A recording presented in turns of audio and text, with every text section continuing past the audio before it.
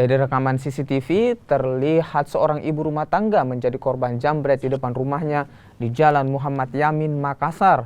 Korban yang berjalan melewati pagar rumahnya didekati seorang pengendara motor dan langsung merampas kalung korban. Meski sempat mengejar, namun pelaku yang mengendarai sepeda motor berhasil kabur. Korban mengaku tidak menaruh curiga lantaran baru keluar rumah dan menganggap pelaku hanya sekedar lewat. Dari kejadian ini, korban mengalami kerugian ditaksir 8 juta rupiah dari kalung emas yang dirampas pelaku. Kepolisian sektor Makassar masih melakukan penyelidikan dan telah mengantongi ciri-ciri pelaku. Kasus penjambretan ini terjadi saat aktivitas warga belum ramai. Meski minim saksi, polisi terbantu dengan petunjuk rekaman CCTV dari rumah korban. Nggak ada sama sekali curigaku. Nggak ada sama sekali karena saya pikir orang-orang lewat begitu yang orang-orang Jawa yang biasa lewat begitu saja.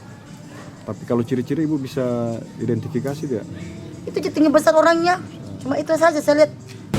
Dari kejadian tersebut, kemudian Polsek Makassar setelah menerima laporan tersebut melakukan penyelidikan, yang mana dari penyelidikan tersebut saat ini kita menemukan ciri-ciri pelaku yang saat ini kita lakukan pengejaran.